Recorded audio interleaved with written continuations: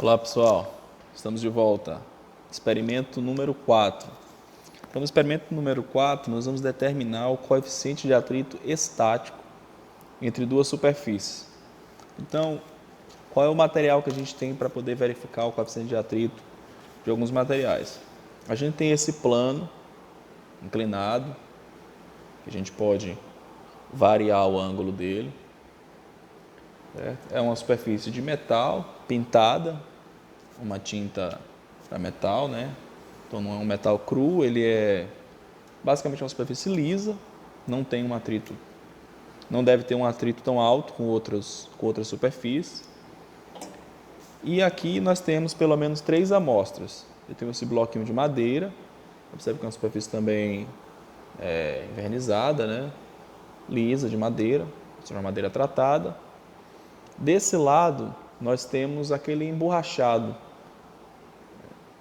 que já deve dar uma variada considerável no coeficiente de atrito entre essas duas superfícies. E a terceira amostra é esse blocozinho, esse cilindro, que é feito de cobre, né? Bastante pesado, por sinal. Então nós vamos medir a massa de cada um desses objetos usando a balança, que vocês já conhecem, a gente fez o experimento 1 de medidas com essa balança, e vamos colocar essas peças sobre o plano inclinado, certo? A gente sabe que se a soma das forças que atuam no corpo for nula, ele deve ficar em repouso ou em movimento retilíneo uniforme, né? Segundo a primeira lei de Newton. Então, nesse caso aqui, esse corpo ele está em equilíbrio. E quais são as forças que equilibram ele? A gente viu no experimento anterior que, como o plano está inclinado, existe uma força resultante para baixo que tenta acelerar esse corpo. Só que no experimento que a gente fez anteriormente, a gente tinha um trilho de ar, a gente praticamente eliminou o atrito e o corpo acelerou. Então a gente calculou a aceleração. Aqui nós temos uma força contrária, né? Sentido contrário aqui, melhor, apontando para trás, que está evitando que o nosso bloquinho de madeira ele acelere. Só que essa força de atrito, que está impedindo que ele acelere, ela não necessariamente é o atrito máximo que a superfície pode fornecer, pode gerar para evitar que o corpo escorregue. Então, se a gente for aumentando gradualmente o ângulo de inclinação, o atrito estático ele vai crescendo proporcionalmente à força que tenta acelerar o bloco. Lembre, a força que tenta acelerar o bloco é a massa vezes a gravidade vezes o seno do ângulo. Se o ângulo está crescendo, a força, a componente da força-peso que tenta acelerar o bloco, ela cresce. Para compensar, a força de atrito, ela também cresce. Porém, ela tem um limite. Quando chega nesse limite, a força-peso vence o atrito e o objeto desce. Ele pode descer acelerado ou ele pode ganhar uma velocidade e seguir um movimento retilíneo uniforme se a gente manter aqui o ângulo constante, certo? Então, esse ângulo que a gente vai medir aqui com o transferidor nos possibilita calcular o atrito máximo. E a partir dessa força de atrito máxima, a gente calcula o coeficiente de atrito estático entre as superfícies.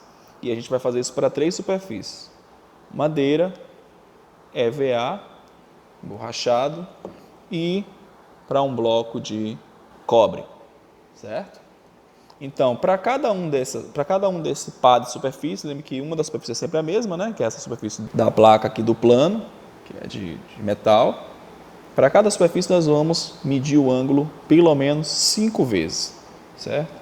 O nosso sistema aqui ele não é muito preciso para medir ângulos. O menor ângulo que ele mede aqui é 1 grau, certo? Mas você também pode fazer esse experimento usando outros medidores. Um deles que eu recomendo é um aplicativo chamado Clinometer. Você procura ele no Google Play, é excelente. Eu basicamente uso ele como nível em casa para colocar um móvel na parede, um quadro. Ele é um nível excelente e ele dá uma medida em 0,01 grau. Então a gente poderia medir com mais precisão, mas eu precisaria ter dois celulares, um que está filmando e outro aqui para ficar medindo o ângulo. Então nós vamos ter uma perda na precisão porque nós vamos usar o cronômetro, o transferidor do dispositivo aqui que a gente tem, que a menor medida é 1 grau, certo? Então vamos lá. Só para explicar, o controle do nível é feito com esse volante. Então eu posso enroscar aqui, ó, para subir lentamente, ou posso enroscar no sentido contrário, anti-horário aqui na minha referência, para baixar, certo? É importante ter bastante cuidado para que a gente gire lentamente e evite com que a superfície ela fique balançando, oscilando, porque aí podem surgir outras forças, se tombar na bancada, que vai interferir no teu experimento. Então, o que você quer é que as forças, o cílio esteja o máximo isolado possível, que só aquelas forças que a gente tratou é que estarão presentes, evitar o efeito de forças externas. Joia? Vamos tentar. Vamos começar com esse bloco de cobre. Vocês podem observar que a gente não está começando de um plano reto, né? Nós já estamos começando com alguma inclinação. Por que eu já deixei com alguma inclinação? Porque esse sistema não é tão fácil de elevar o ângulo e ele é um pouco lento. A gente tem que enroscar aqui várias vezes para conseguir variar. Isso, por um lado, é bom, porque a gente realmente quer que ele aumente o ângulo de uma forma bastante gradual. Mas, por outro lado, a nossa escala também não é tão precisa. Ela mede, a menor medida é 1 grau.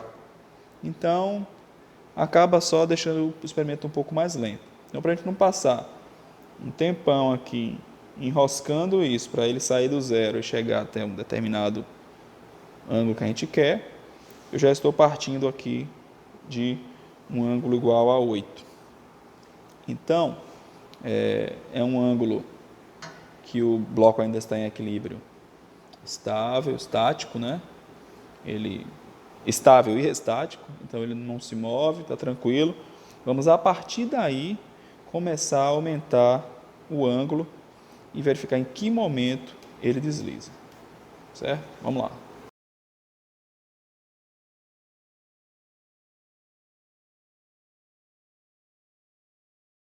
Você pode observar que o sistema ele vibra,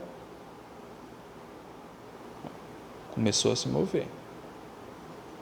Ele parou, pode ser um efeito da vibração, mas ele já está na iminência de escorregar. Vou aumentar aqui um pouquinho mais o ângulo.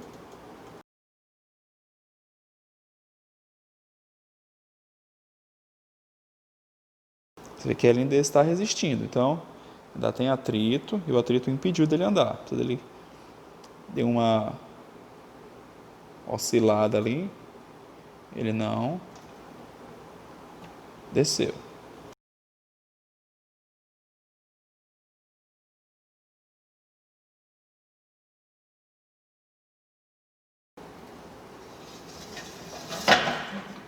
Então, escorregou.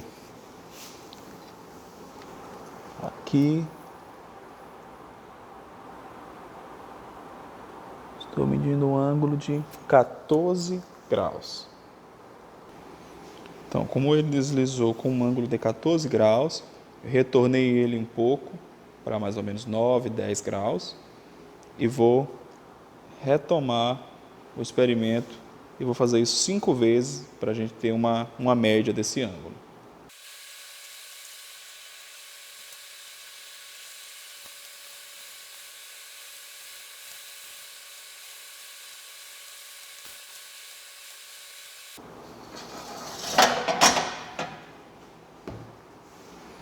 Novamente.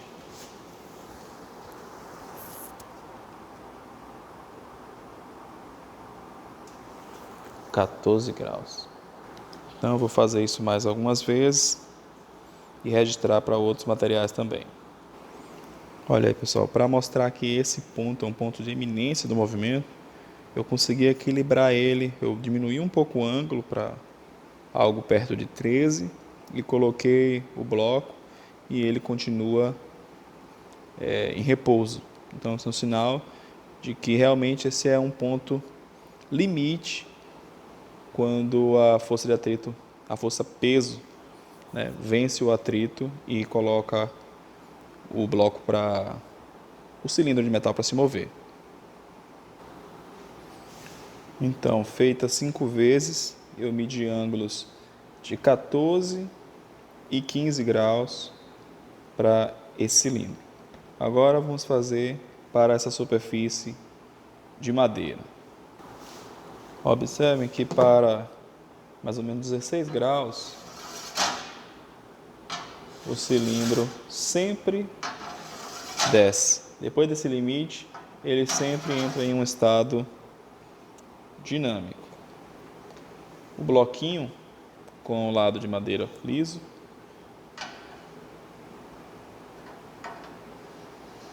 ele também desliza.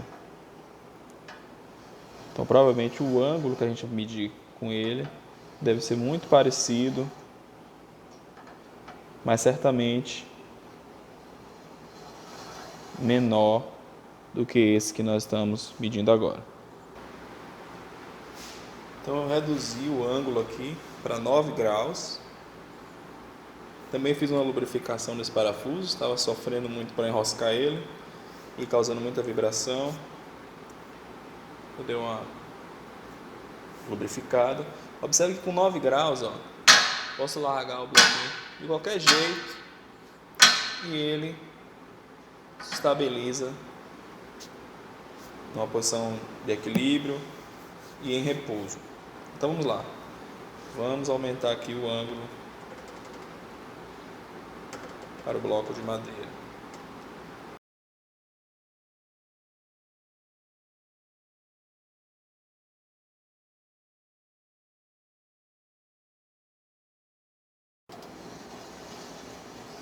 Escorregou.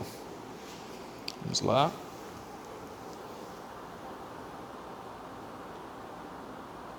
Então, estou medindo aqui 16 graus. Observe que com 16, na verdade ele já sempre escorrega. Isso dá a entender que o ângulo limite ele é ligeiramente menor.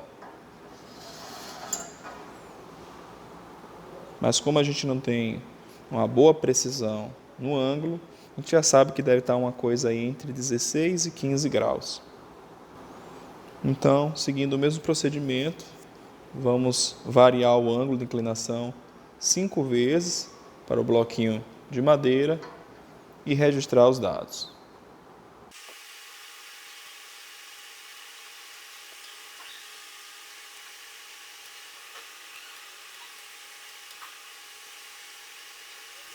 Pessoal, olha que coisa estranha, né?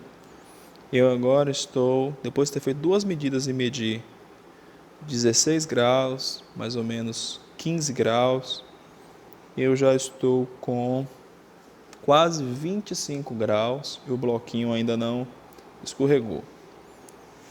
Então, aqui eu estou observando, eu vou continuar ainda com a medida, mas que a superfície, ela não é exatamente uniforme, né? Ela tem algumas rugosidades, algumas imperfeições que podem fazer o atrito variar um pouco localmente. Então, eu vou continuar para ver até onde isso vai. Então, o bloquinho deslizou com mais de 25 graus. Né? Então, achei que foi alguma coisa que prendeu ele ali e isso é um erro grosseiro. Né? Parece que não representa um dado que a gente vai validar. Então, esse ponto a gente vai desconsiderar e vamos tentar novamente.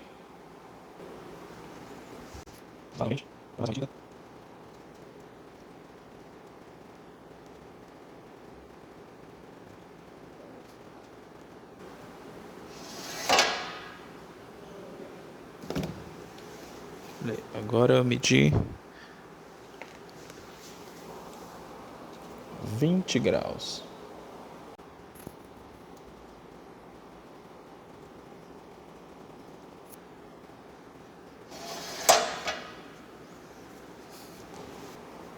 18 graus.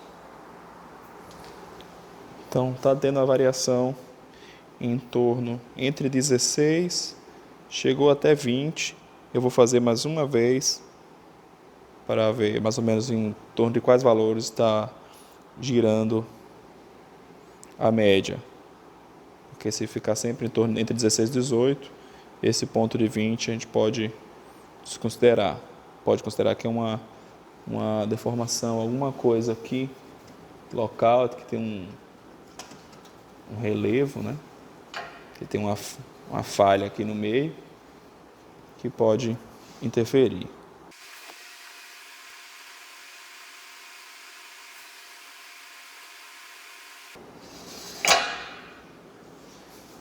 graus. Então, pessoal, em torno dessa posição onde ele está localizado aqui na superfície, nós estamos encontrando valores como 20, 18, 20, 16. Então, realmente parece que o ângulo limite está dentro dessa faixa. Estou achando que deve estar em torno aí de 19 graus, na média. Vamos agora para a terceira superfície, que é essa superfície emborrachada. Vamos ver se dá uma diferença considerável em relação às outras duas. Então, já na partida, observamos que com aproximadamente 20 graus, ele não desliza facilmente, parece estar estável com essa inclinação, certo? Então, nós vamos começar desse ângulo e vamos continuar subindo. Já dá para perceber que o coeficiente de atrito desse sistema, desse par de superfície, né, do emborrachado e da superfície de metal pintada, já é maior do que a dos outros dois. Seguimos.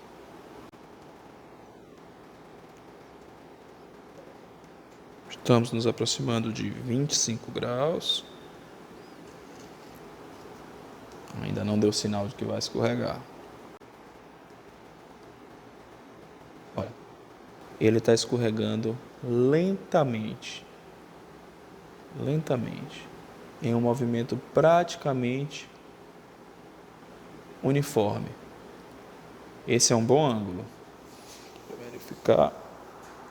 Agora estamos com 24 graus. Vamos guardar esse valor. Vou enroscar mais um pouquinho para ver.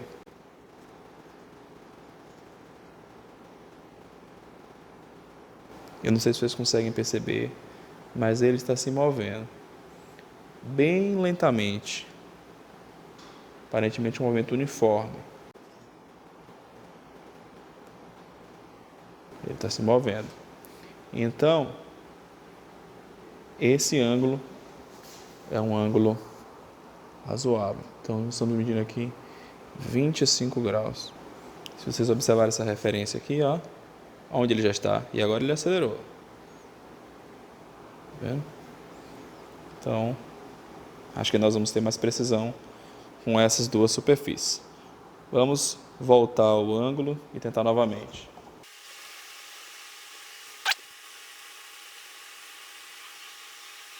Já começou a se mover lentamente.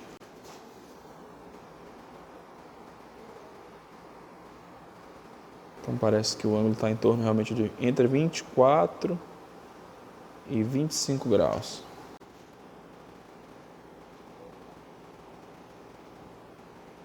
Ele está se movendo bem lentamente. Bem lentamente ele está escorregando. Então realmente está aí entre 24 e 25. Agora eu medi 24 graus.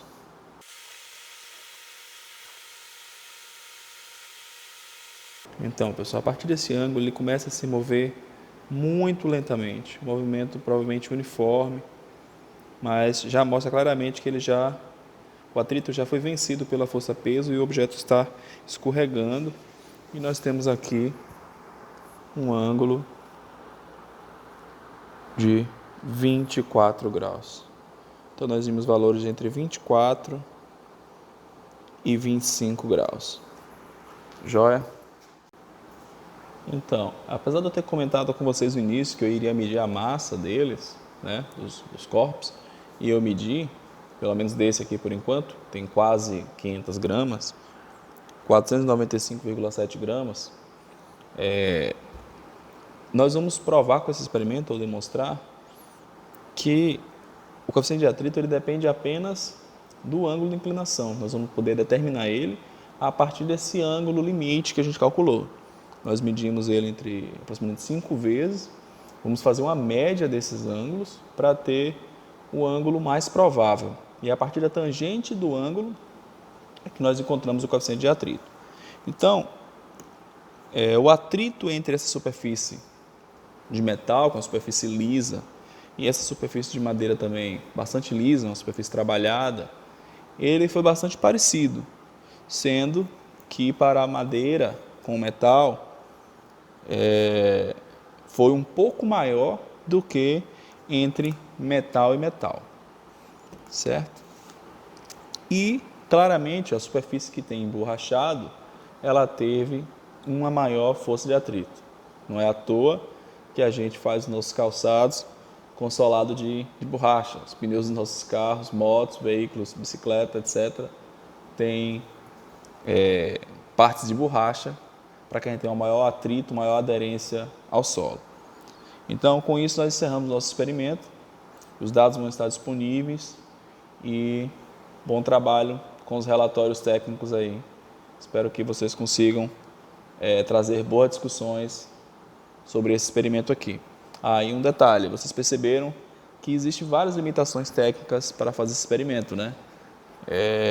A superfície não é perfeitamente uniforme, você tem uma escala limitada, com a variação de apenas 1 grau, você tem essa situação aqui que você tem que girar a manivela para fazer a plataforma subir, e com isso, quando você aperta, se você apertar um pouco rápido, você pode fazer a plataforma dar pequenos empurrões, né? Então você tem forças externas que influenciam e podem causar dificuldades ou erros de leitura, certo? Então é um experimento relativamente simples de se fazer, mas cheio de pequenos detalhes que podem dificultar o experimentador de fazer uma boa medida. Valeu, pessoal. Até mais.